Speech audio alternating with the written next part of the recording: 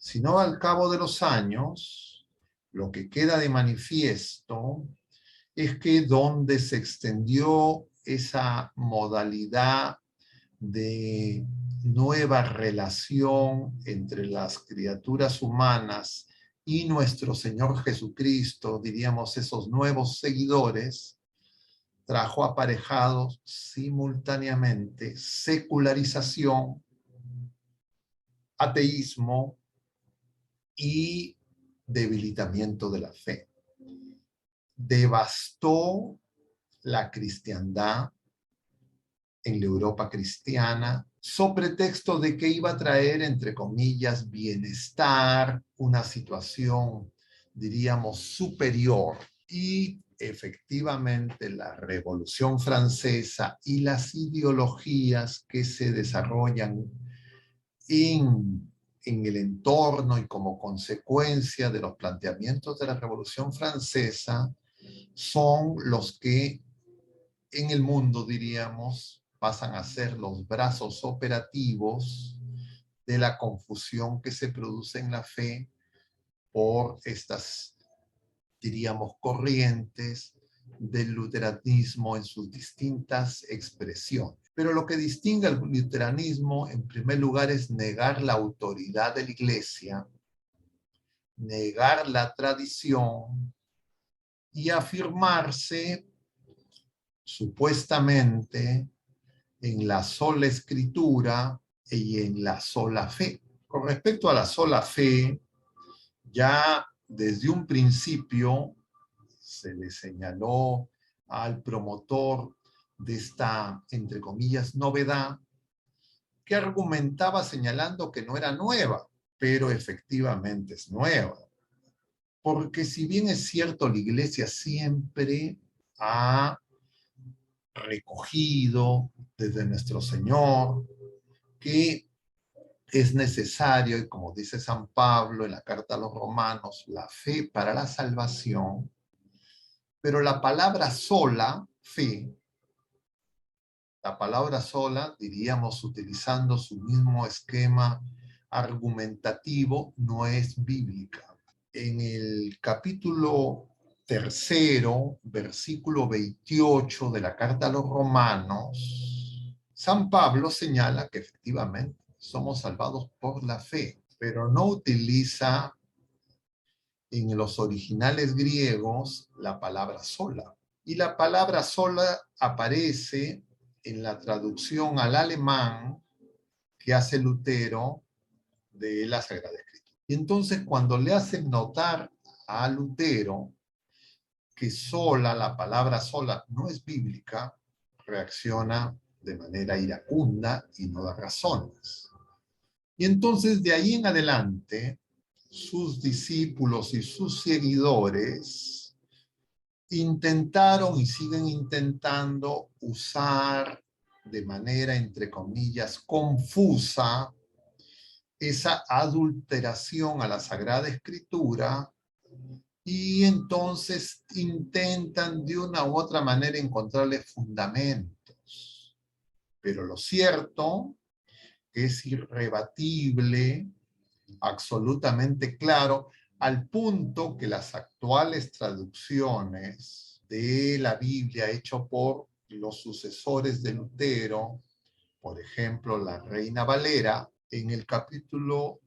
3, versículo 28, y ustedes pueden, si tienen algún ejemplar, consultarlo también vía medios magnéticos en internet, pero en cualquier versión que nosotros tengamos de la Biblia, en este pasaje, que es el que usa Lutero, y repito, capítulo 3, versículo 28 de la carta a los Romanos, la palabra sola no aparece. Y se apareció incorporada indebidamente por Lutero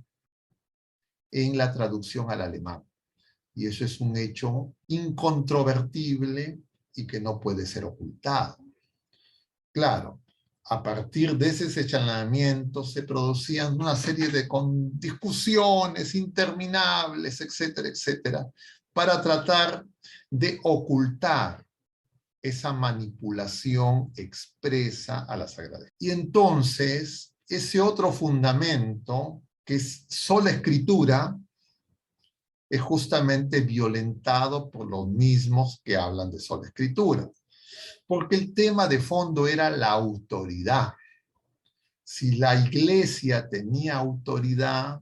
si el Papa en comunión con los obispos tenían autoridad, si es que el magisterio de la iglesia tenía autoridad,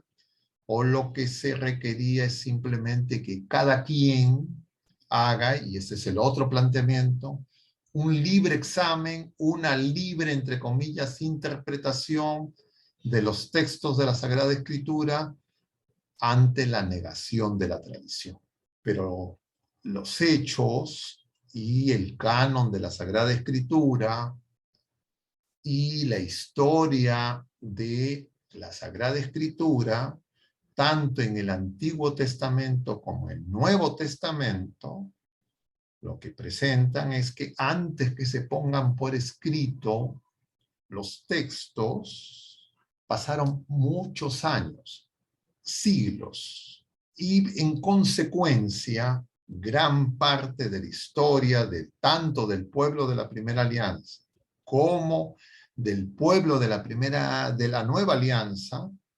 tenían solo tradición. Y esto es tan claro como que el canon del Nuevo Testamento recién es definido en el siglo IV, V, en los concilios de Cartago y de Hipona. Antes no había textos identificados como canónicos en el Nuevo Testamento. En consecuencia, el fundamento de la evangelización era a través de la tradición apostólica, lo que siempre la Iglesia enseñó. Inclusive la identificación de cuáles de los escritos eran canónicos y cuáles no, fue hecho también por ese magisterio, por el Papa y los obispos en comunión, y que, claro, son negados hacia el siglo XV en este proceso. Entonces, el punto central no son los mecanismos que se usan o se buscan, o los medios o los instrumentos que se usan o que se buscan para negar la autoridad de la iglesia, sino es producir una ruptura entre Jesucristo, cabeza, y su cuerpo, y negar la autoridad de la iglesia. Pero resulta que hay muchos pasajes en la Sagrada Escritura y palabras del mismo Jesucristo, nuestro Señor, donde dice: